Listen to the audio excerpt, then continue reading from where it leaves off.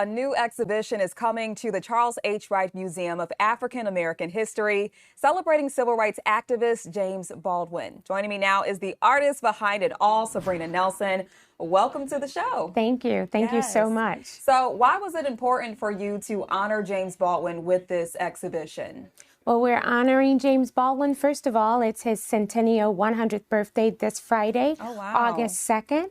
And we are honoring him as a frontline prophet because he was an activist. He was a poet. He had so many things to say that are true today, even though he died almost 37 years ago. Wow, and you just think about how incredible that is that he passed that long ago, and so much of what he said is still incredibly relevant. Talk about the work that went into creating all of this. Well, the work started in 2016 with a small group of sketchbooks. I was invited to Paris by my friend, who is Detroit's poet laureate, Jessica Care Moore, to go to the James Baldwin conference in Paris and draw his image while she spoke. Well, when I came home, I decided to do Inktober, which is 31 days of drawing to a prompt.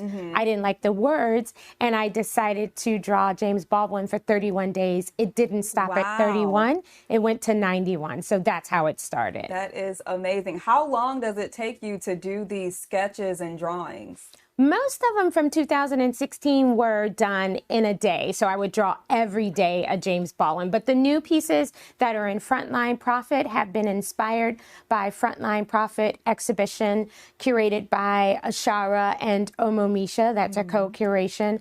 And just coming up with the ways that I see him embody what's happening now through the idea of joy and also taking moments of rest and going through his life as he went through and witnessing his friends not doing well around him. So this work has taken a year and it's traveled several cities as well. Oh my goodness, that is amazing. Tell us a little bit about your journey becoming an artist, what you've been able to accomplish, and just your overall passion here. Well, I think some people say that they're born artists. I know that within my family, my father was an artist, and it's hard to think of what you want to be when you grow up, when you already know when you're here what you are. And I know that sounds confusing, but I didn't have to grow up to become what I was born as. So I've always been this creative spirit, and it's always been encouraged in the family. I did, however, go to college for creative studies, which was Center for Creative Studies. I had some amazing mentors,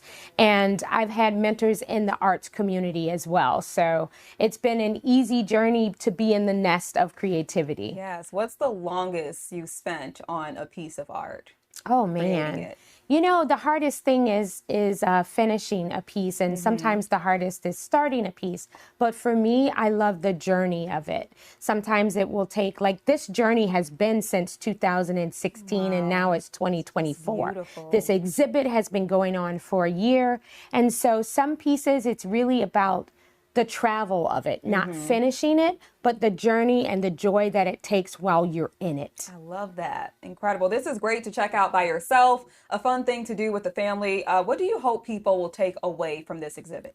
A newfound appreciation for a writer, an activist, a poet that was never really celebrated when he was alive. He never won awards. So really to kind of reboot him or remix him into our daily lives, thinking about some of the words that he said. And so along with Ashara and Omomisha, our hope is that we have created a new way to see James Baldwin, to feel James Baldwin, and hear him with our augmented reality. The show goes until February 28th as well. Yes, and this is a traveling exhibition. Tell us where it has stopped in the past and where people can check it out after Detroit. Well, we tried to follow the footsteps of James Baldwin. So it started in Harlem, then it went to New Orleans, then from New Orleans, Oakland, California, then from Oakland, Chicago, now Detroit, and after here, or while we're here simultaneously, we also go back to Paris at American University in September after the Olympics. Wow. So if you need an excuse to go to Paris, there you have it. Tell us, where can people keep up with you? You can keep up with me on social media. We are under Sabrina Nelson 67 on Instagram, and I am also on Twitter under Nelson Sabrina. And Ashara is under Artist as First Responder, and also Blue Black Woman. And Omomisha is under Irwin House Gallery. So all of us are collectively on social media sharing the platforms of what Frontline Profit can bring to everyone. We love collaboration. You can check out the exhibition beginning this Friday at the Charles H. Wright Museum. Sabrina Nelson, thanks so much for being here. Thank you for having us.